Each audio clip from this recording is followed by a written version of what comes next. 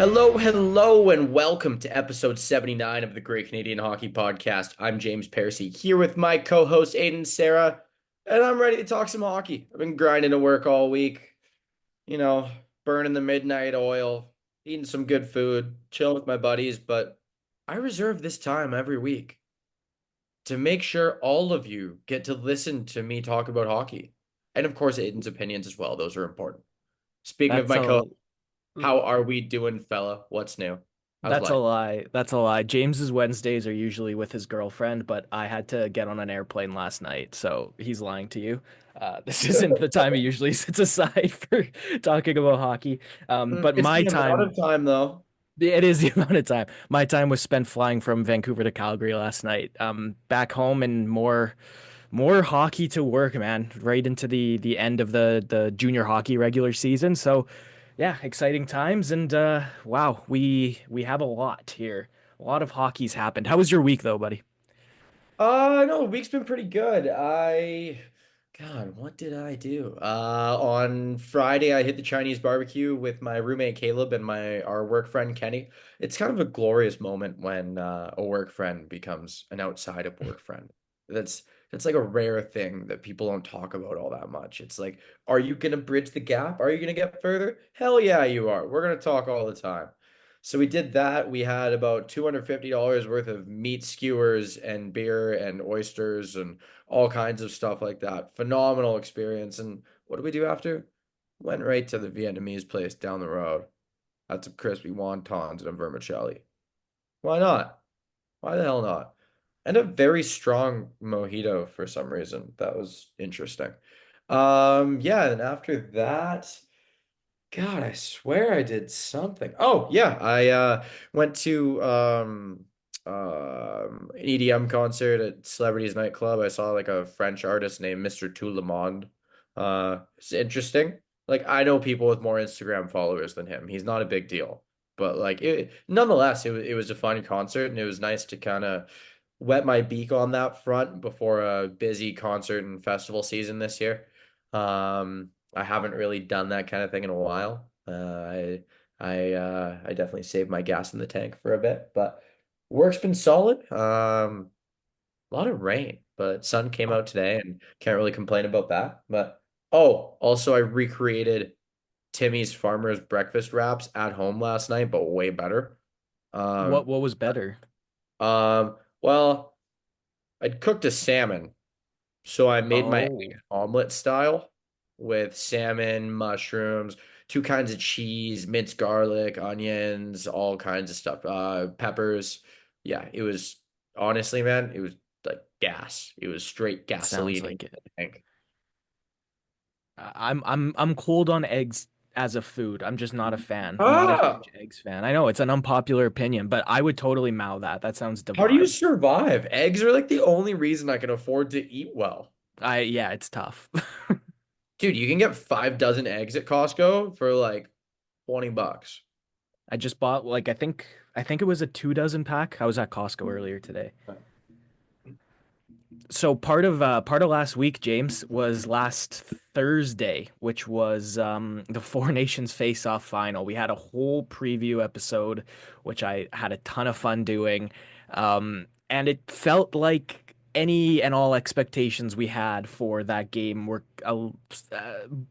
exceeded, exceeded for sure. So, how was your Thursday night? First, paint me the picture before we before we talk about the hockey that was played. I had a first aid course all day in Langley, and then I went. Me and Caleb went straight from there to our buddy Colton's place, mutual guy you know from our hockey pool, where basically we got there, and then another tragically hip intro kicks right in because we're watching it on Sportsnet Plus. Their music got a lot of airtime that tournament. Like it was kind of getting old until that moment for me. That moment, I was just like, oh, this is cool. Getting super excited, got some pizza, got like a sushi platter. We all hung out and munched some food, and it felt like intensity picked up right quick. Right quick. I I felt in tune with the game immediately. Aiden, I don't know about you, but I was on the edge of my seat for a very, very long time that game, to the point where my back was starting to hurt. Like I was getting stiff from the suspense. Yeah, how'd you feel going into it? What were you up to? Where'd you watch? Just at my parents' place with my dad and my friend Cameron, my girlfriend Caitlin. It was a lot of fun, a lot of fun that night. But yeah, as you mentioned, it was a ride of emotions from the outset. The hockey itself was phenomenal. Like Yeah. the intensity was obviously so clear from the start how both these two teams were really taking the game to one another, right? You don't always see that in big games. There's the nervousness, there's the passiveness to not make a mistake right off the hop, but it didn't feel like either team were super concerned with mistakes. And Canada started the game in a way that I think we talked about them needing to, right? We talked about Mhm. how they have been in the tournament or they had been giving up goals late in games, right? So Canada needed that start and they got it. Yeah, beautiful Nathan McKinnon shot through traffic. That's the kind of perfectly placed shot up high that that's something he goes for. Something that I see him do in a lot of Avalanche games.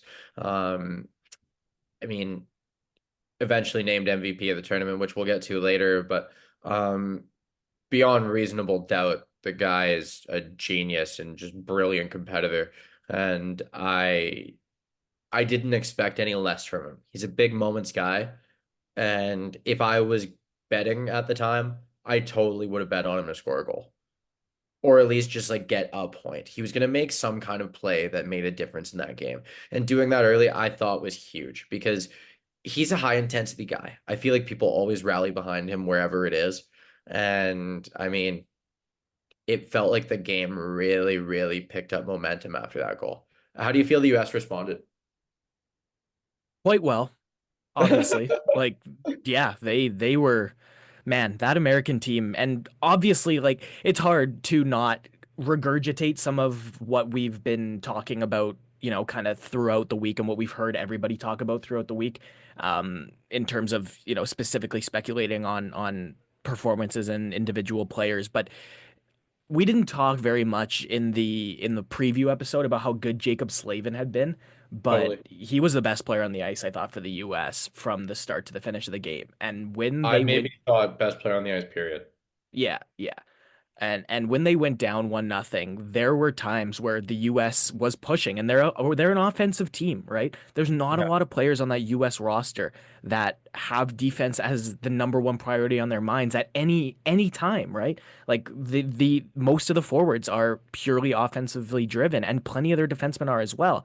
So the role that Jacob Slavin had to play on a team with so much focus, even just in the personnel on the offensive output. And then, of course, when you're down 1-0, like without Slavin, Canada could have put a couple more goals in the back of the net throughout that game, but it could have been bad from the start, right? Like the organization that defense core relies on him for, right? And the matchups that he eats, the the defensive starts he gets, like it was so obvious how important he was to them. And if the U.S. had won the tournament, I know I had said it was Connor Hellebuck's MVP to lose, but the way Slavin played in that gold medal game, I think if Matthews puts one of those chances away in overtime, Jacob Slavin is the MVP of the tournament. Like he was that good, and he got way better as the tournament went on too. Like he kept getting better and better and better.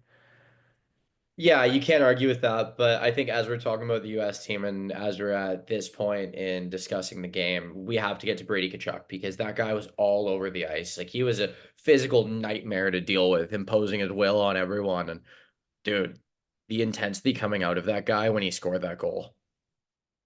I will be fully honest, when he scored that goal, I looked at my friends and went, "Yeah, we're losing this game. We're 100% losing this game." I at that moment lost all confidence in a Canada victory. And I think that was reasonable. I think that was 100% reasonable looking at the momentum swing and the energy coming out of that guy. I can still vividly see him roaring and pumping his arms as he's celebrating that goal. And I I don't know if I've seen that much pure emotion and excitement over a goal in a while. It was almost as if he stepped on the ice very determined to fill the role of both him and his brother in Yep. Matthew's absence, right? And I think that was pretty clearly the that was all he was worried about was just Matthew's not here, so I got to do what I do, and I got to do what Matthew does too. Yeah, I can see what you mean. You know, talent overcomes, talent adapts. I wasn't super worried when Brady scored that the game itself was over, but no, the momentum change was palpable, and for the Americans, Can you define the word palpable for those listening? Because I feel like 99% of people don't know what that means. the word palpable. Yeah. Yeah, I'm sorry I have to interrupt you because like I understand the context of that word, but if I say that in front of any of my friends, they're gonna look at me and go, "Come on, dude." It's noticing something very intense is the way I use it, right? It's an Hmm. atmosphere or a or something that's happening or something that exists that is very intense is the way I will use palpable. Recognition of an intense thing. Yeah, yeah. Okay. All right. I'll take that. Yeah, I I, cuz I had to stop you there because okay. like yeah. Is this like is this a podcast, is this like an overdue thing for the podcast where you find yourself needing to like get definitions for random crap that comes out of my mouth? Should I You know expect more of what? There's this? like two or three words you use somewhat frequently that I feel like most people wouldn't know. And then like I feel like it's gonna be the glass shattering effect from How I Met Your Mother now, and I feel like I'm gonna start calling out all of them now. Yeah, you're right. I think you're right. Okay, 2-1. back to the US. You touched on Matthew Tkachuk though. He was out of the game with what we've since learned is a groin injury. He did dress. He did take a couple shifts early, I believe, but spent the rest of the game on the bench. Yeah, and that's a loss. Right? He was Massive, massive. very good in that first game against the Canadians. He was very good in that first game against Finland, but um he wasn't at 100%, right? Yeah. I obviously I'll say I'll commend him because it's easy to be stubborn, I think, in that situation. I actually think it's a Yeah. lot harder to say I can't do it than to say no, I'm going to go leave it all on the ice. Because when you're in that position and you're the one leaving it all on the ice, you think you're doing enough because it's quite literally everything you have. But when you take a step back and you objectively analyze, okay, your 100% in this scenario is not comparable to the other players on our team, whether or not they are, whether or not they're at 100% either, right? So kudos for recognizing that he couldn't go. Big blow to the team, but I'll say this right now, man. Matthew Tkachuk, I don't know if you mentioned this on the podcast we did right before the game. Matthew Tkachuk was their captain. Like it was pretty obvious, I thought, that he was filling the role of the captain. I didn't see much out of Matthews in communication. I didn't see much out of Matthews in terms of emotion or investment in the same way. Like Matthew Tkachuk was the heartbeat of that team. And so I think even if he didn't play a huge role in that gold medal game, like I think everybody on that bench, including the guys that are supposed to be the leaders, are looking at him as the example to follow, even though he in the end came up short and wasn't able to finish the game on the ice. Well, and you're spot on with that. I'm pretty sure it was Mike Sullivan. It might have been one of the assistant coaches rather, who said that Matthew Tkachuk is basically their spiritual leader. Yeah, yeah. So like you hit the nail on the head. That's exactly what it is. And you can bet anything in the world that those guys on that team were fired up that he stuck it out and dressed anyway. That he made the effort to just try, to see how it was, to see if he could do it, and to stay there the whole game. He didn't go to the trainer's room. He went, "All right, I'm not in.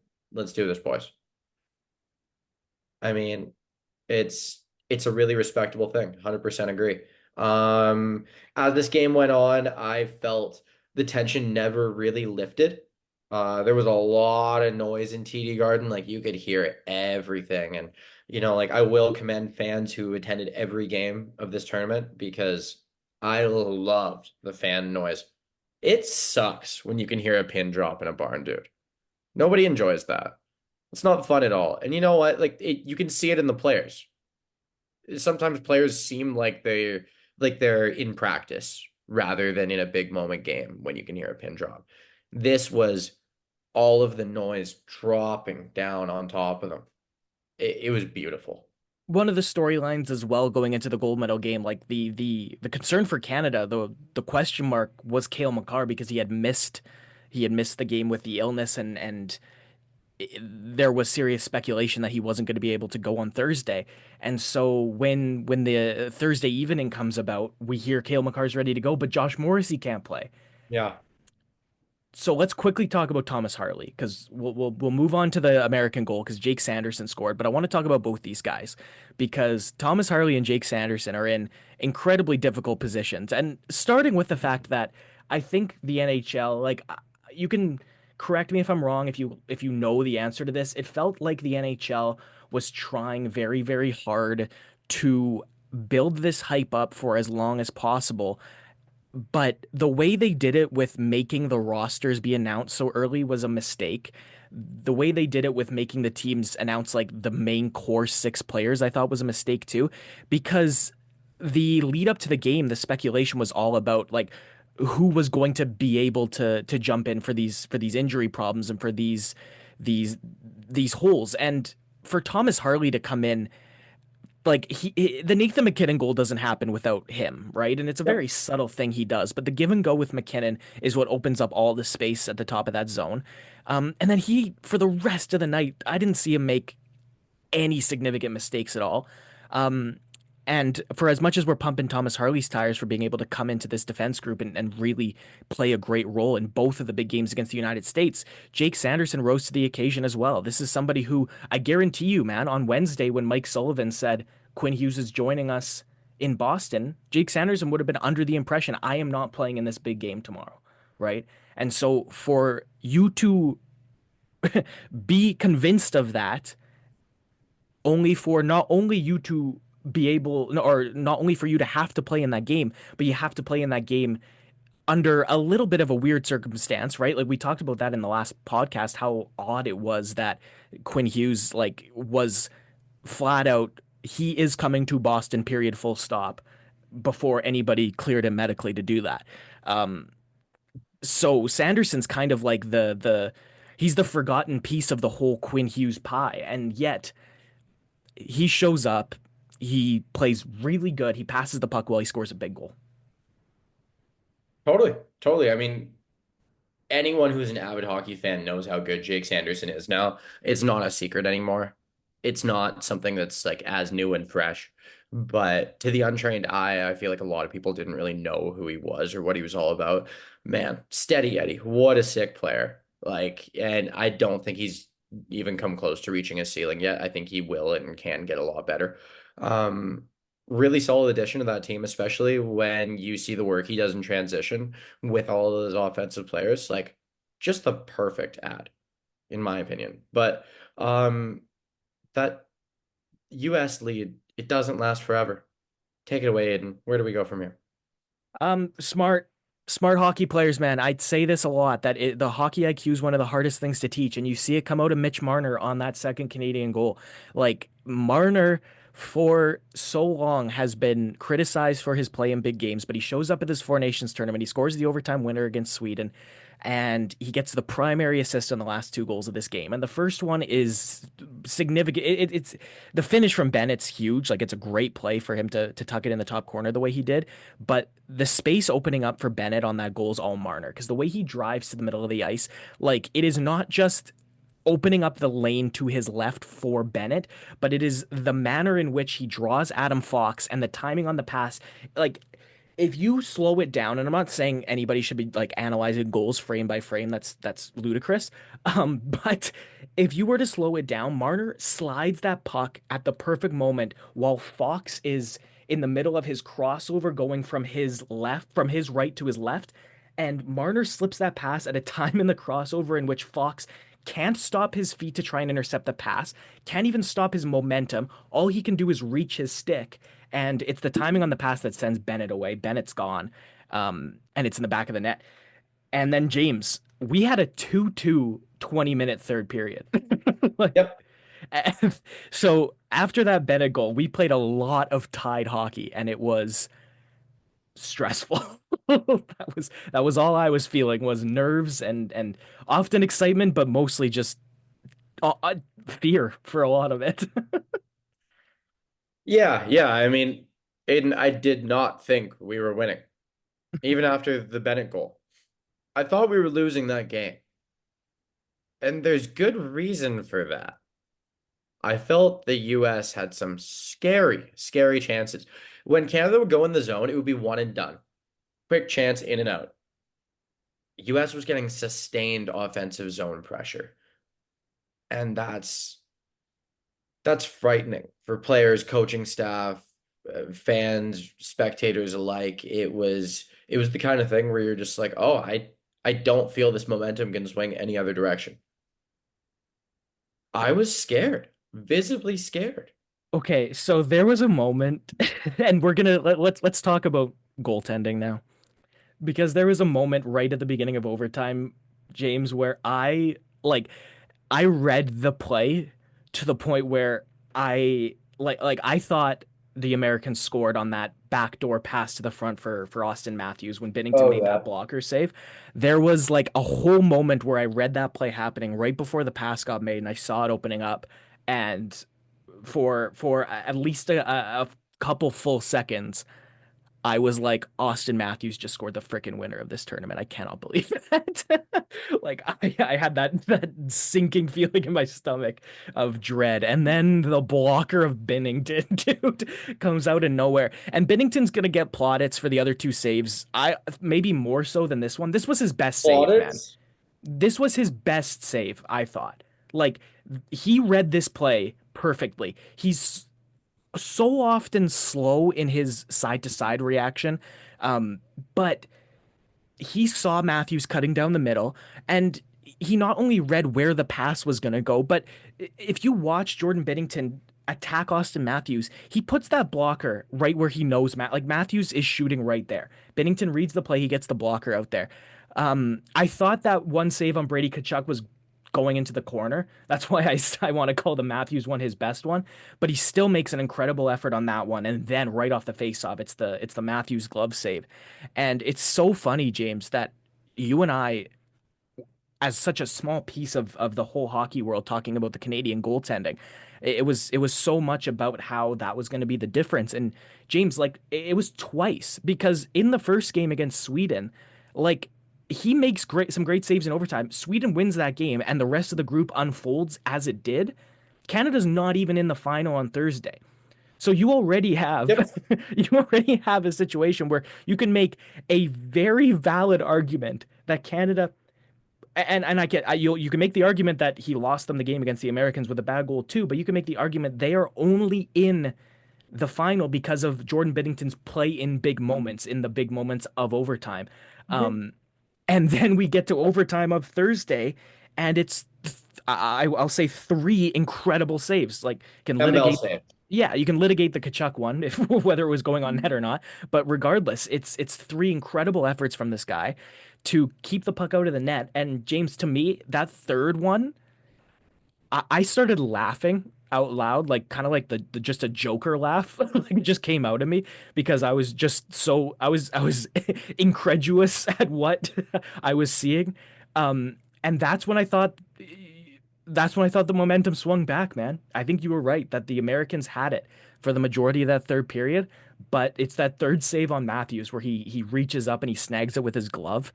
Um, it felt like it shifted after that. Yeah. Yeah, I felt it. I definitely felt that. I think my excitement just kept building more and more, and then it ended up like overtaking the nervousness. And that was a really cool feeling. I really enjoyed that.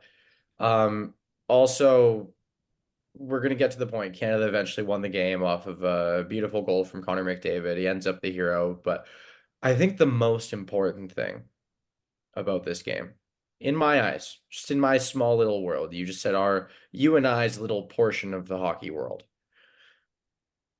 Aiden, you were a Jordan Binnington hater, and you, like many other people before this tournament, when he was named starter, you were nervous.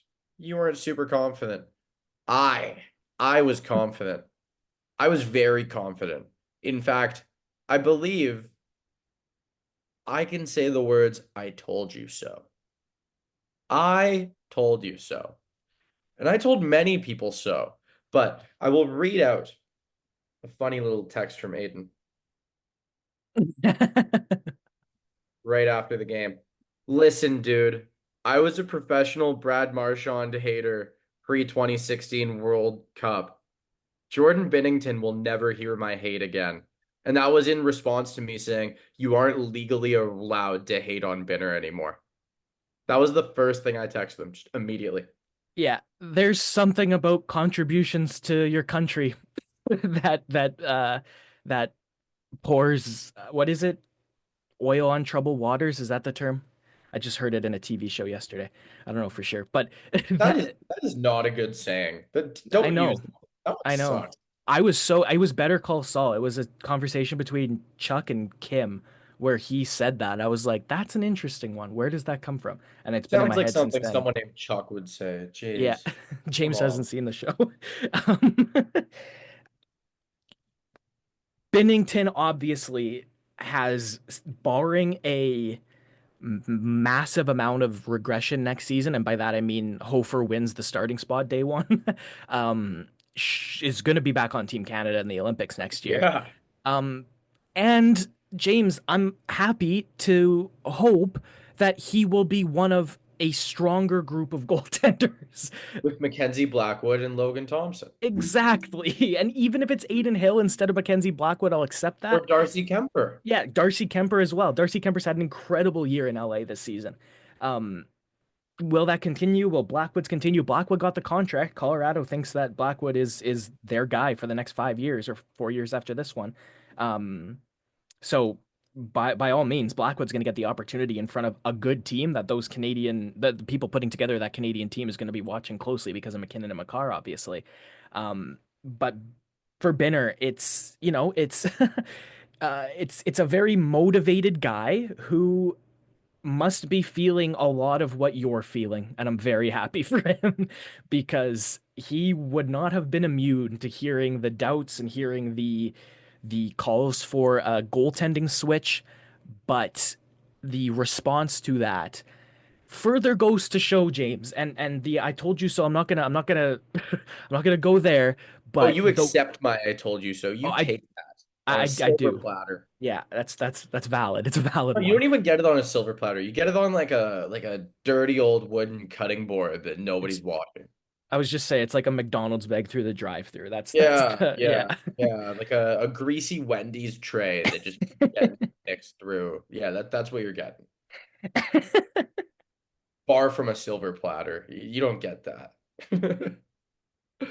Also, you said like he's not immune to hearing all of this, but his interview before the game, I believe it was a day or two prior, um, he was asked by a reporter, "Are you nervous for this big game, for this massive moment?" And his only response was, "Do I look nervous?" Next question. Easy money. Before I forget, I also have to add that John Cooper's pregame speech was released. It was super simple, short and sweet. He said, "You boys have been laying in traffic all tournament for each other. Now go lay in traffic for your country." Beautiful. To the point. Love it. Amazing. I have met John Cooper once before at a fine establishment in Vancouver known as the Roxy. Don't know if you ever heard of it. Whatever. No. And perfect handshake. I walked up to him and said, "Hi, Mr. Cooper. Like, honor to meet you. I just wanted to say, like, I heard one of your interviews recently on 32 Thoughts, and I really enjoyed it. It was really cool to hear you speak. I'm a big fan." And then he took a moment to ask what I did, what I was going to school for, what my career aspirations were, and then he asked who I looked up to, and I responded, and he said, "Well, if those are guys you look up to, then you're going to have a great career." I mean, right now I do work in construction, so unfortunately he wasn't right about that. Yeah. But yes, yeah, that is true. I am still only 26 years old. But great handshake, awesome guy. He was out for an evening with his assistant coaches on what those in the business call green light night, when you win on the road and you have an extra day before you're leaving. And so typically the team, a bunch of guys on the team are going out, will go somewhere, and coaches, if they want, will go somewhere else. John Cooper and the boys went to the Roxy, very respectable. Yeah, I was very impressed then. Obviously, I was impressed before that by his resume, and I'm even more impressed now. Hell of a guy.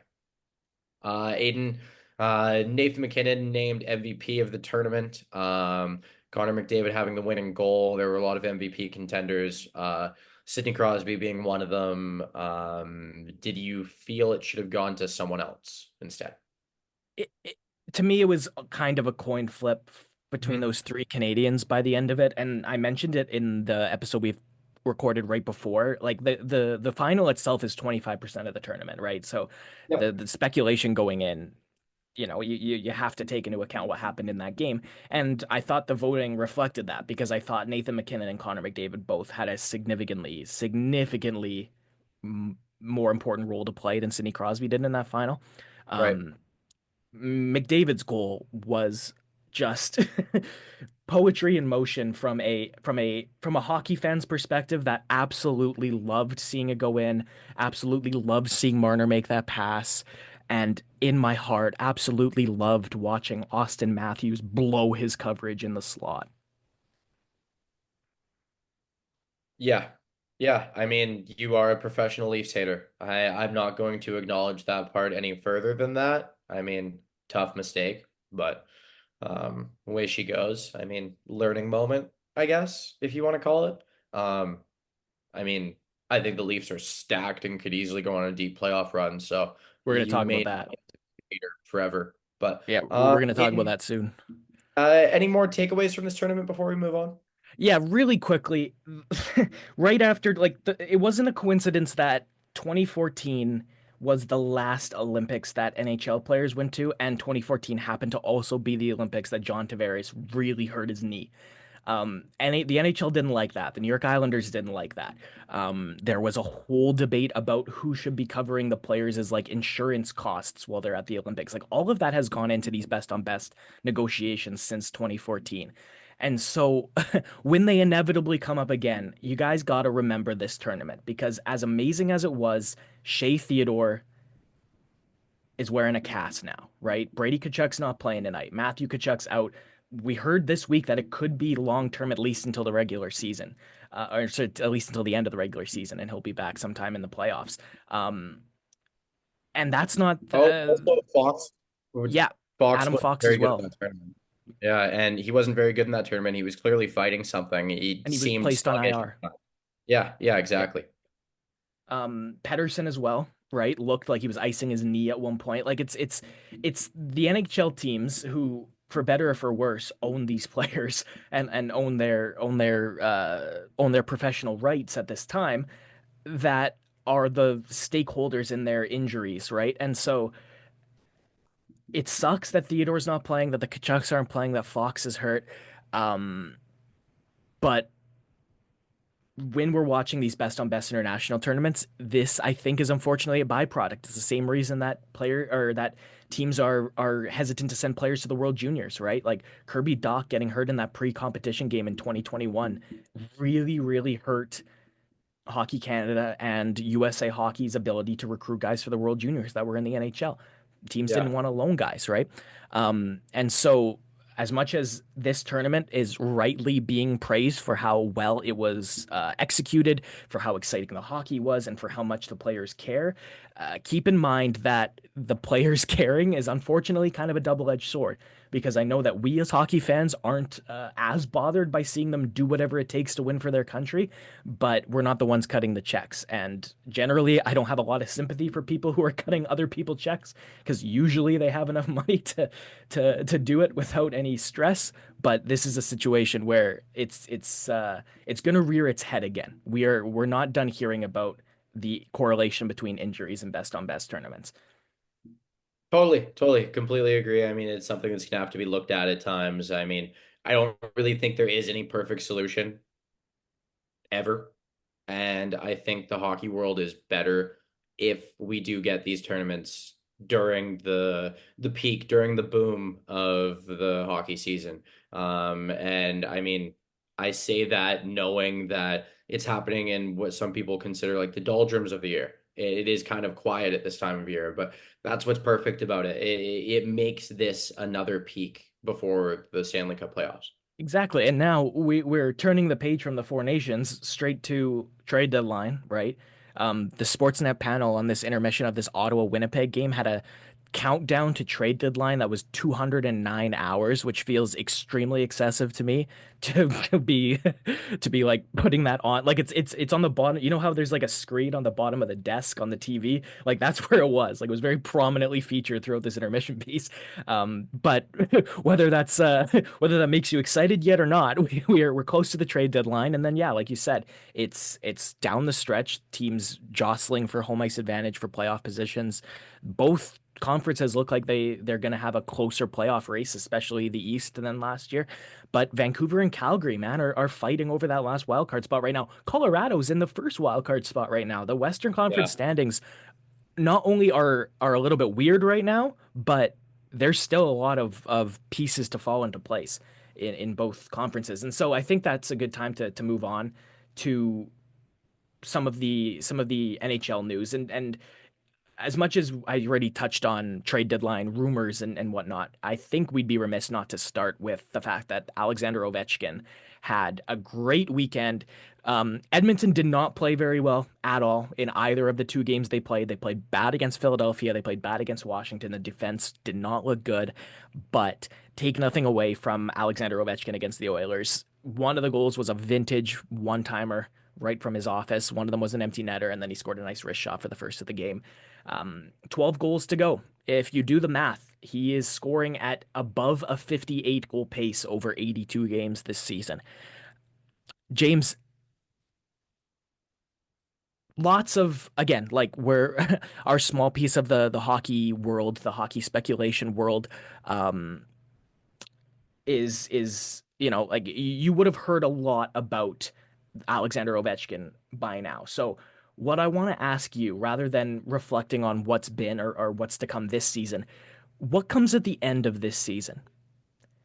And by that I mean, is there a scenario by which Alexander Ovechkin breaks this record and then when his playoffs with Washington end, he retires? No. No, he's still too good and he still loves the game too much. And his kids are both fairly young and they're both loving hockey right now. And I think just from what I've heard over the years about players with young children, like they love playing the game a little longer so their kids can see what they did, see what they do, be a part of seeing their legacy unfold. And I mean, and I said it right off the hop, he loves the game too much. And there is no part of him that is aging out or depreciating. Like he is getting better in certain ways still. Like it's ridiculous. It's he's a freak of nature. You need to keep in mind that the greatest goal scorer of all time loves Dr. Pepper and Subway and Cheetos and routinely has them before and after games.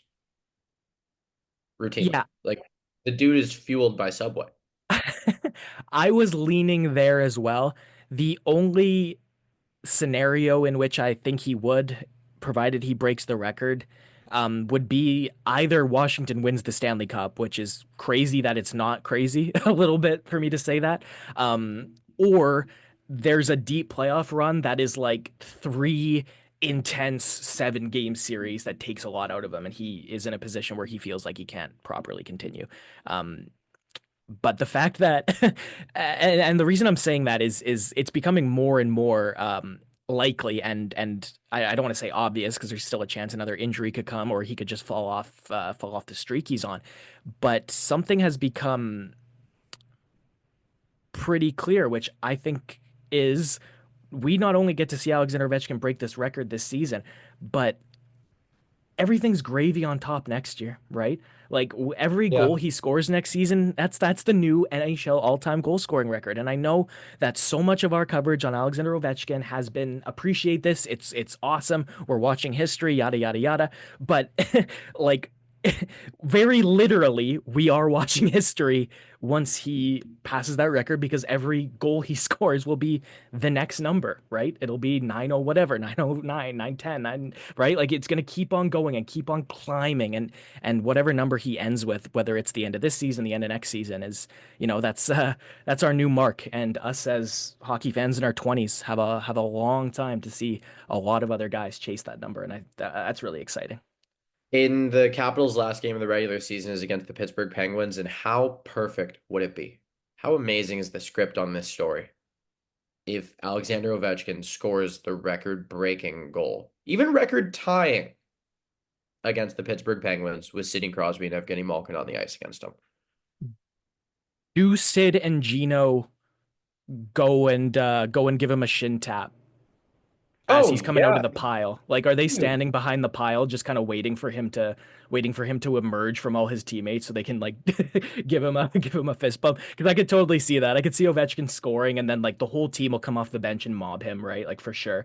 And then I can just see kind of like Sid and Gino standing like a little bit back at the blue line, kind of just waiting for their turn to go and give him a shin tap, even if it's like middle of the second period. It's gonna be an empty netter. He's gonna tie it on an empty netter last game of the season. Could you imagine, dude? And then first game of next season, he's gonna break it. Yeah, that's exactly how it's gonna go, in my eyes at least. I wish there was like some crazy parlay I could put on that. That would be awesome. I really wish we had some of the betting options that they have in the States. I know like DraftKings and stuff like that have a bunch of interesting random props and parlays like that. But super cool. Love to see it, and I can't wait to watch it continue unfolding. Let's get to a little bit more news around the NHL, Aiden. I know you wanted to talk Nashville Predators. Yeah, Luke Shen had a funny quote. And by funny, I mean sad if you're a Nashville fan.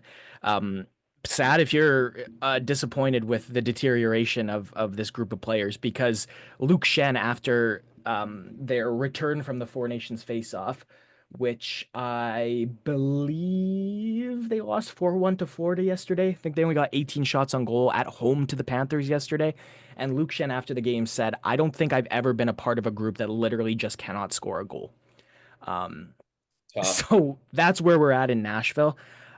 And James, like this experiment was so boom or bust, right? Like you already had Philip Forsberg, Roman Yossi, Yusei Saros, right? You had your guys locked up. And the Nashville Predators, to capitalize on what they saw as their window, thought, let's go and let's get Steven Stamkos, Brady Shea, Jonathan Marchessault. And when you're getting those guys on the free agent market, you pay a premium. And now, James, there's a lot of money in a lot of guys that have had a lot of their career already pass them by. So, as we're here with this Nashville Predators group, where they are seemingly destined for some sort of purgatory right now of mediocrity based on how they built this team, like what is the best route forward now for a team that, in Luke Shen's words, cannot score a goal? Well, Aiden, it's simple, and Barry Trotz said it earlier this year. He's gonna have to start looking at options and start looking at certain players he can move. It's not a process that happens overnight. And you know what? It's also the kind of thing where a little bit of a retool and another year with all of these different players together, they could be sick next season. There's nothing that is stopping them from being a great team and making playoffs next year. Yeah, I think, and again, it's funny to start with all they need is a first line center because that's a pretty significant thing for your team to need. But if you put a playmaking center on the first line between even Forsberg and Marchessault, and then you can roll Stamkos, O'Reilly, and one of those nice young pieces like a Fedor Svechkov or something, Luke Evangelista on the right of that line, Tommy Novak, something like that. That looks a lot better. I think Nashville's problem is they are relying so much on players that, in my opinion, do better when they're not the guy driving the attack. I think Philip Forsberg at this point of his career is the only guy left on this Nashville team that I still want to be the one driving the puck into the offensive zone and driving the puck through the middle of the ice. And I think Barry Trotz and what he did in free agency is he brought in some guys that 3 4 years ago could have filled that role and just are at points in their careers where they're not anymore. Like think about Gustav Nyquist as another example. I think he's turning 36 years old this season and he's still being relied upon. Like I think he's still I think he's fifth among forwards on Nashville in points, right? Yeah. And so it's for me it's your plan isn't working, but that doesn't mean these players don't have to work, right? Yeah. And the only problem is how old some of them are because this group with a 34, 35-year-old Roman Yossi, Marchessault's turning 34. I think O'Reilly's already 34. Stamkos is already 34. Like you have a lot of guys getting up there and they don't have the assets to do something like an Elias Pettersson, but I don't think it just going and getting the best center available is going to do it. Like something has to be done in the trade market to get a guy to be your first line center that you can invest in and you can say, I see him filling this role for the next half decade easily, right? Because so much in Nashville is they've done this to compete now and are looking quite bad now. And so it's transitioning, and you said it yourself, it's transitioning this group into best possible option, which I think would be try and get younger, but fill out the team with not just the kind of not just the kind of players that are missing, but where your offense is falling apart, which to me is the fact that you have a lot of guys really good at putting the puck in the back of the net. I don't see a lot of guys aside from Roman Yossi and Philip Forsberg that I trust to get the puck in their own zone and with their feet create a scoring chance or with their feet get it into the offensive zone and then one pass creates a scoring chance, right? And I think the fact that all of Nashville's attack is done at a slower pace because of that is hurting them. No, no, I totally agree with you. I think there's some really solid pieces there that can perform better than they currently are and could contribute to what those couple players you mentioned are offering and bringing to the table. But it's just not happening right now. And like I said, there's nothing to say that those pieces won't really come back together next year. You mentioned Luke Shen. He is supposedly drawing the interest of a lot of teams. He is a guy who a lot of teams with playoff and Stanley Cup aspirations would love to have. His brother in St. Louis, Braden, is also drawing interest from teams. Sportsnet's Elliot Friedman was saying that a lot of teams are, well, at least a few teams are interested in bringing in the two of them. And Aiden, I know that it's really cliche to say this, especially at this time of year, but does this not scream Toronto? Yeah, and not only that, dude, because like, well, you mentioned we talked about Toronto, we talked about Matthews, we talked about Marner. Like to me, dude, Braden and Luke Shen, adding those two guys to the Maple Leafs this year, that's the team that might be getting out at least of the Atlantic to me. I think they get out of the Atlantic if they make those moves, and I Yeah. think the Metro winner is going to be a hard team to beat. Um, and it's obviously recency bias. Carolina is sputtering a little bit. Their big prize has not been up to snuff thus far. But right now, Toronto scares me because for two reasons. All right, like, Because you hate them and they're really good. well, I was gonna say their problems before could be what wins them games. And I'm not just talking about like, oh, their problems were defense and goaltending and now it's better. Like, I think their defense and goaltending is good enough that they can win a series on the back of their defense and goaltending. And that's what's been missing from this Toronto team is you have needed the defense and goaltending to be just good enough to support Austin Matthews and Mitch Marner and John Tavares scoring goals. But in the playoffs, Austin Matthews and John Tavares and Mitch Marner aren't scoring enough goals. So changing the approach and saying, okay, we're going to win in the playoffs because Joseph Wall is a really good goalie and Anthony Stolarz is a really good goalie. And we're going to get really good defensemen like Jake McCabe and Chris Tanev to add And to Oliver Ekman-Larsson. Morgan Riley already, right? And now we're talking about Luke Shen. Like to me, you've done an excellent job at turning the Toronto Maple Leafs from a regular season powerhouse to an actual Stanley Cup contender. And Braden and Luke Shen is the cherry, or it completes that, right? It completes Toronto being changed from a regular season contender to a Stanley Cup contender. And I think specifically looking at what Braden Shen brings to the offense, if you can have a position where you're not like Austin Matthews disappearing isn't going to kill your team, I think that's perfect because I think if Toronto goes 2-3 rounds, I've never seen the guy play that good for that long in the playoffs, right? It's just not going to happen. But if you have Braden Shen and you have William Nylander playing the way he's playing, and you get the right games out of Marner, right? Like to me, you add a Shen to that forward core. You add Luke to that defense to strengthen it a little bit, and you already have a really, really good duo in net. That's a team that I would not be surprised at all. And it's the first time I've said this, like as long as I can remember. But this is a Toronto Maple Leafs group that easily is coming out of the East this year if they play their cards right at the trade deadline. Moving on, you want to talk Maverick Bork, very, very solid young center on the Dallas Stars. Yeah, Dallas has guys that are going to get lost in the shuffle all over the place. Like I know a lot of people, me included, and I didn't really have the expectations points wise, but I definitely expected a bigger year out of Logan Stankoven this year more than anything else because of how dominant he was coming in from Texas at the end of last season. Um, And what you paid to get him in fantasy. yeah. um, And Dallas at the start of the year, like they were performing okay, but Jason Robertson wasn't playing very well. Rupe Hansen, Wyatt Johnston both haven't scored at the same rate that you're used to them scoring at. And Maverick Bork all season has kind of just got lost in the shuffle.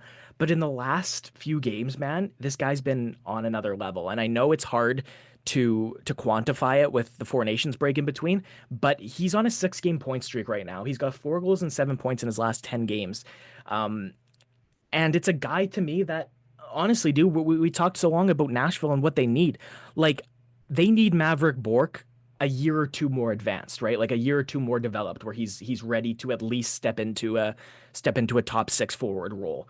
Um, and Dallas apparently is listening to offers on this guy. So I know it's somebody that just because he plays in Texas and he plays on a team with a lot of other A, good forwards, and B, a lot of other good young forwards, he like I said, he gets lost in the shuffle. You don't hear a lot about him. You don't notice him. It's the same thing with Thomas Harley.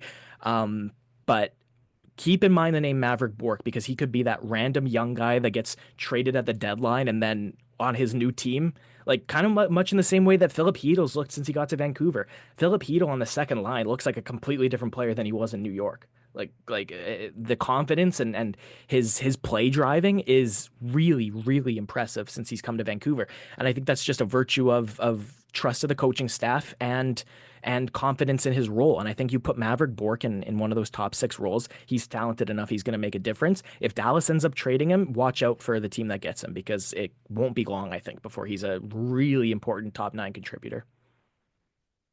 Uh, we touched on the possibility earlier this season on our podcast that Noah Dobson is a guy who could get moved on from the Islanders. I really, really, really think that Noah Dobson to the Stars and Maverick Bork being a part of the package going back is a very, very, very nice move for both sides.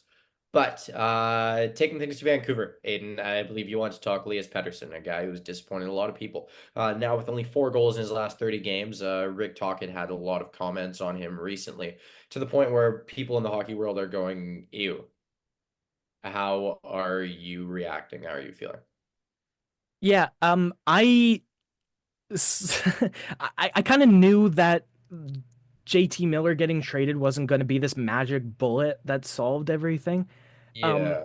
Elias Pettersson, I don't. Again, I apologize if somebody's listening to this podcast and they've heard me say this before. Elias Pettersson to me, man, is like people respond to coaching and to management even and authority in different ways. And for Elias Pettersson, I think he needed the kid gloves of Bruce Boudreau. And I'm not saying that as like a, hey, it's the coach's fault because at the end of the day, you're a professional hockey player and you're 26 years old. Like, your coach is your coach, your job is your job, right? But I think the switch from Boudreau to Tocchet completely ripped the confidence out of this guy.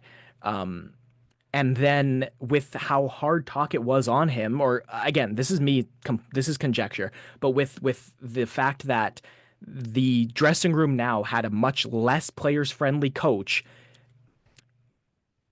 the expectations with winning that have come along, I think it's just a perfect storm for a player who needs to be encouraged and needs to be propped up to succeed to have just been torn down completely. And I'm not saying that to make a judgment on it. I'm not saying that to right now say, oh, he needs to be stronger, this is weak, or oh, everybody needs to go easy on him.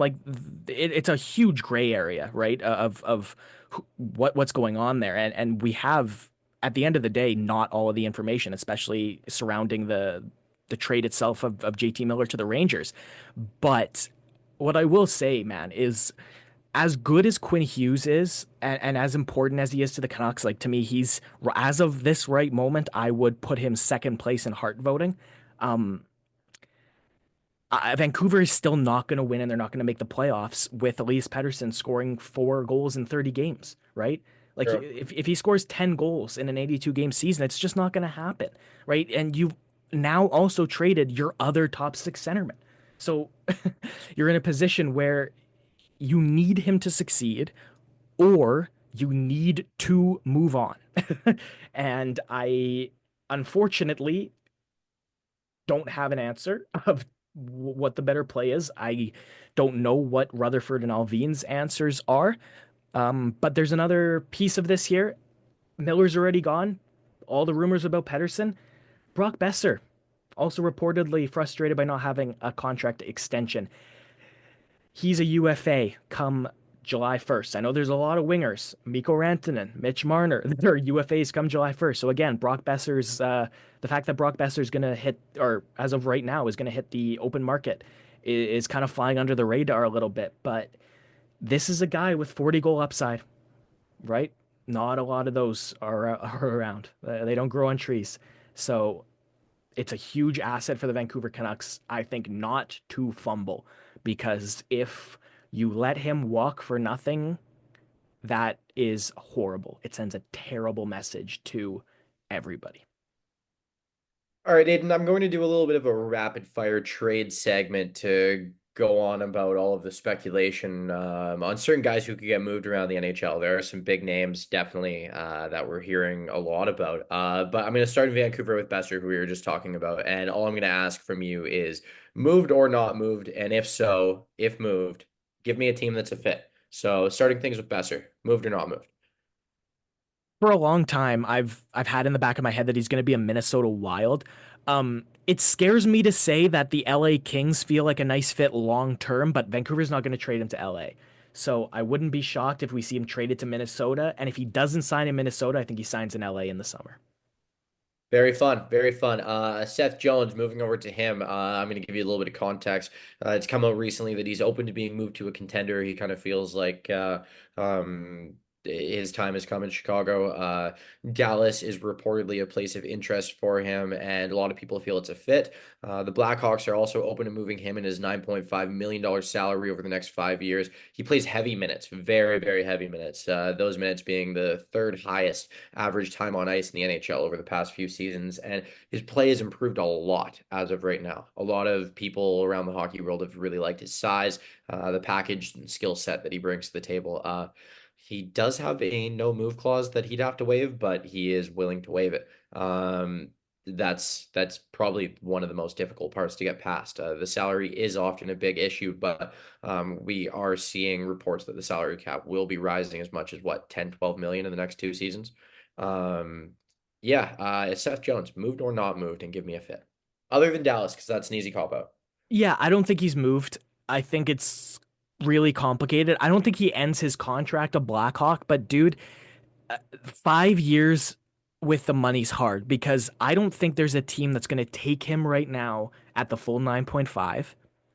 And I think Chicago is not going to retain right now. I think it's too complicated a move to make for this to come together this season. Mhm. Um, so I'm not going to give you a fit. What I will say about Dallas is their right side of defense is not good. It is the worst part of their team, and it's not even close. And that's not like really ripping into it because the rest of their team are stacked. Like the left side of their defense, conversely, is Thomas Harley, Esa Lindell, and Miro Heiskanen. So yeah, of course, that's going to be hard to beat. But right now it's Ilya Labushkin, Cody Ceci, and Matt Dumba. So as much as yeah, Heiskanen's there, Harley's there, Lindell's there, Jones is still a guy like you put him on that second pair with Esa Lindell. Come on, right? That's good. That is Yeah. really good. So the fit in Dallas makes sense. Um, if Dallas was in more of a win now position, I would expect it a little bit more. But LTIR space, they're gonna have it. So we'll see. Awesome. So according to Bruce Garriock, comes up with a lot of great trade speculation news this time of year. The guy is a fountain of information. I definitely recommend following him on social media if you want to stay up to date on trade info and player movement info. He has reported that Ryan Donato of the Chicago Blackhawks and Brandon Tanev of the Seattle Kraken are drawing interest from the Ottawa Senators. Donato is having a very solid season, formed some pretty decent chemistry with Connor Bedard. Brandon Tanev, bottom six workhorse. He will roast guys on the forecheck. Very solid stick, smart player. Ryan Donato, moved or not moved, and a fit. Ryan Donato, I think, goes to the Edmonton Oilers. Uh, Okay. General manager Peter Chiarelli has said that he's not looking for a goaltender. He has done what he feels he needs to do to upgrade the defense. Edmonton are looking for more middle six forwards, for better or for worse. I'm not saying I agree with that. I'm not like whatever. That's what they're doing. Adam Henrique has not been a good enough third line center this year. It's just he just hasn't. He's not been the Adam Henrique they thought or they wanted to get. Part of its age, part of its fit, whatever.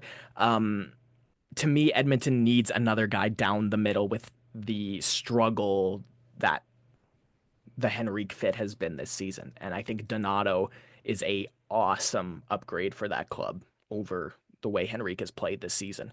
And being able to deploy Donato again, I'm a huge fan of guys that can slot in all situations. And if somebody gets hurt and you need a guy to emergency fill in on the first line, left wing, fourth line center, second line center, third line right wing, one of the guys on the penalty kill, net front on the power play, I look at Ryan Donato and I say, you know what? I would not be scared to see you, or I would not be disappointed. I would not think that my team was hurting for having you in any of those spots. Brandon Tanev, moved or not moved, and a fit. Um, I don't know if he's moved. It seems like such a perfect fit for him in Seattle. Like, I would way sooner expect to see Yanni Gord get moved than Brandon Tanev. Gord to me is the guy that, again, part of it's the centerman piece. Like, I think there are going to be a lot of wingers on the trade market this season, and I think Seattle values him enough that they're just not going to get what they feel is enough of a return to move him. So Eric Carlson reportedly, as per Josh Yeo of The Athletic, who I will say always has some outlandish little nuggets of information tossed out, to the point where earlier on in me reading stuff that he put out, I honestly thought it came. God, this is gonna sound bad as someone coming from someone who went to journalism school and respects proper journalism and things of the kind, but I thought his stuff was the kind of things that you see on like random hockey fan pages on Instagram, like clickbaity things. But he has been pretty on the ball about everything, and fairly reputable people are quoting him and sourcing him. So he seems to have a lot of sources within the Penguins organization. So, as per Josh Yeo, the Penguins are willing to trade Eric Carlson, and Dubas would move Carlson in a heartbeat. Carlson does have a full no move clause, and he would need to waive it to get a deal done. He's got a $10 million cap hit for this season and the following two. Um, I I have to say, after watching Eric Carlson at the Four Nations face-off, I think a lot of teams are going to be down. I think there's going to be some interest from contenders. So, Aiden, Eric Carlson, moved or not moved? And I will extend this one for you past the trade deadline. I'll give Eric Carlson an off-season window. Yeah, Before the he trade deadline or in the off-season, moved or not moved, and a fit. he starts the season somewhere else. Short term, I really like Dallas, dude. You talked about it with Seth Jones. Yeah. Dallas, like, what they need is more of a band-aid fit. Seth Jones has 5 years on this contract after this season. So that's 5 years you're committing to paying him $9.5 million a season. But that makes the trade so much harder in the context of like Chicago's not going to want to retain salary on Jones. Not just because they have to retain so much for the next 5 years, but because they only can retain on three players at a time. And you want to be able to retain salary in situations that come up like just at the trade deadline. You're selling a rental, right? Um, but Carlson only has 2 years left after this one, so that's why I'm thinking, okay, the Carlson to a contender and the Carlson to a contender like Dallas again, same thing applies. Essa Lindell, Eric Carlson on that second pair looks really nice. I think he gets moved. I think if it's at the deadline, I could totally see it being Dallas. I don't think Dallas goes and gets him in the offseason. I think Dallas Right. will look elsewhere to solve the right defense. But if the Stars are like, okay, we have guys hurt, we have money to play with, let's do this for this year's playoffs, I could totally see that happening. Okay. All right. All right. Very solid. Brad Marchand, he has come out and said he's not interested in being traded to a contender. The context behind this one is the Bruins are not a contender right now. They've struggled mightily this season. Their power play has picked it up recently. But Hampus Lindholm probably out for the season. Charlie McAvoy could be out for the season. He has no return timeline so far after that infection related thing that was going on after the Four Nations face off. Brad Marchand, moved or not moved? I'll extend this one to the offseason as well. You know what's funny? I actually think that he's gonna end up getting traded and then getting re-signed by the Bruins in the summer. Like I Give just me a fit. um you this sounds a little bit nuts, but I'm watching this Winnipeg Jets team, man, and I'm like, maybe they're one Brad Marchand away from a Stanley Cup, right? Like, Fun. doesn't it feel like a vet who can score? Like, I know they're going to be looking for a centerman, right? I do, but a vet who can score to throw in that top six and play playoff hockey the way Marchand does. Like, unfortunately, I'm kind of looking at this Winnipeg team, and I'm starting to see the Austin Matthews and Morgan Riley when I look at guys like Kyle Connor and Mark Scheifele and Josh Morrissey because these are players that have now year in year out been so good in the regular season and just haven't been able to do it in the playoffs. I think experience from somebody who has done it in the playoffs is invaluable, and I would really think a Brad Marchand fit with like Mark Scheifele. I think that's sweet. I really do. Well, Aiden, that's all for our rapid fire rumor roundup for now. I know you listeners were probably wondering why we're not talking Mikko Rantanen with all of the extension or no extension, trade or no trade chatter that's been going on and how crazy it is. But you know what? I don't really feel like going too far into it until there's some resolution or some more news on the matter. To me, it all just feels like speculation and fun and silliness for now, which is totally understandable, and I love hearing it. But you're not going to hear it here for now. We're going to wait on that one. Aiden, where do we take it from here?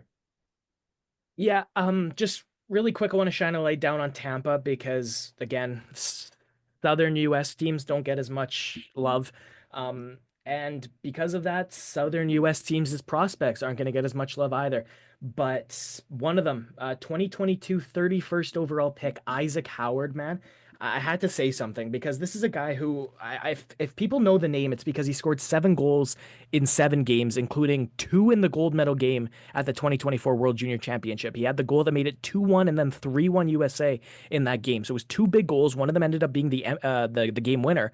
Um, when you watched Howard in the NCAA, like what stood out was always his skating, but there was something missing, and there's nothing missing anymore, man. This is going to be an excellent top six forward for the Tampa Bay Lightning next season. And I say that a little bit, it hurts a little bit to say that because Gage Gonzalez has been playing a lot in that Tampa Bay top six recently.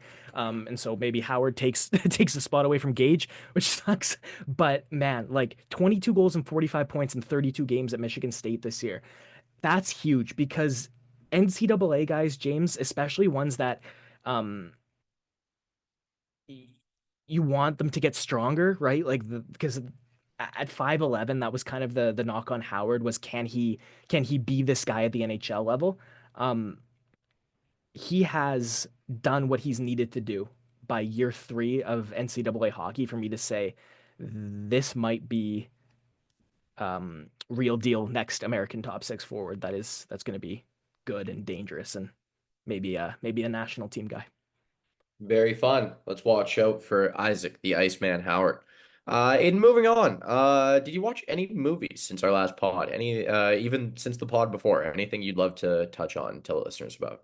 Yeah, last night I watched Wedding Crashers. It was very funny. Nice. I have seen like pieces of it, and I felt like I'd seen huge chunks of that movie, but I definitely hadn't sat down and watched it all the way through. So after we got home from the airport, I sat on my beanbag chair and I just watched Wedding Crashers. It was very nice, and it's hilarious. If you haven't seen Wedding Crashers, um, it is one of the raunchier rom coms you're going to come across. And if your girlfriend says she wants to watch a rom com, that's a good one to put on because it's it's hilarious.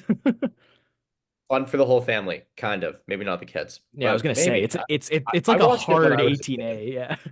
I watched it when I was a kid, but I had no idea what was going on.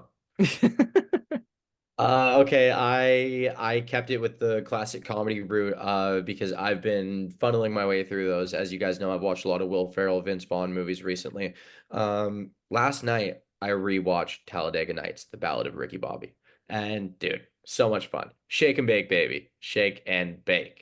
That like I find NASCAR is such a hilarious thing that like me and my friend group just kind of make fun of. I listened to this one podcast for years called Wet Jeans. And they would go on and on and on about how, like, in those giant stands, it's just a never-ending funnel of like people spitting dip spit into other guys' cracks that are in front of them. Like, it's just a greasy, Disgusting. like center of like summer stink sweat and like sweaty butt cracks just protruding and like left turn. Oh, he makes another left turn. Whoa, he made a left turn around that guy. It's literally just left turns around a track and like loud car noises and vibrations. It's hilarious, and I felt like they did a good job like making fun of it, but also making it seem like, well, it is a big deal. It's a massive deal down the States. Um, not unexpectedly not a big deal anywhere else in the world, but whatever. I digress. Great movie, always a ton of fun to watch, and I can't wait to keep going down my unwritten list of classic comedy movies that just keep popping up. I'm really enjoying going back on those. One of the And I just funniest wanted to, oh yeah, one yeah, go. I think Jean Girard, portrayed by Sacha Baron Cohen, is one of the funniest comedy movie antagonists ever. It is so good. Like, I'm sorry, when they And kiss at I'm the not a end, like I'll giant just kick fan of him. Sacha Baron Cohen. You're Yeah, not a I'm not a fan? giant fan of him, but I think he's funnier in that movie than any other movie. Have you seen The Dictator? Yeah, yeah, I've seen like all of his big things. Like I have the whole box set of the Ali G show on DVD for some reason. Nice. Yeah. The OG Borat stuff is hard to beat, right? Like he Yeah. yeah. But yeah, his character's hilarious. The scenes the scenes with him and his boyfriend making a currency for dogs just kills me every time too. Like I'm sorry. It's such a small piece of the movie, but it's like Yeah. Yeah. So I just want to move forward and touch on a couple more serious and very important things from the hockey world that happened in the past little while. For After all of those California wildfires going on and how devastating they've been for so many families and so many people in that part of the world, the LA Kings and a beautiful, awesome, hilarious group of celebrities and influencers and stuff like that from around the entertainment and hockey world. I'm talking Vince Vaughn, Will Ferrell, Justin Bieber, Danny DeVito, hockey related influencers like Josh Richardson, the Empty Netters guys, just a lot of awesome, upbeat, kind-hearted people. Had a celebrity classic kind of tournament style thing with four teams to raise money for those affected by the California wildfires. And I just want to say, like, kudos to that organization. I read and heard that Luke Robitaille was a massive part in putting that together, and I just think it was such an awesome thing, and I really hope that the NHL and the hockey world is really willing to do things like this moving forward. I think it was a huge success, and also thank you to TNT for broadcasting that one. So cool. And you had like a ton of like I was really impressed with the NHL alumni, right? All the old LA Kings you saw suiting up. And how cool would that have been, right? Like I know it was a charity thing, but they also had, those like they had first responders playing for every team, right? Yeah. And that's such a cool way to recognize service, right? And for those players, like Steve Carell was playing for one of those teams, right? Like Yeah. it wasn't just hockey guys, it was guys from everywhere. And yeah.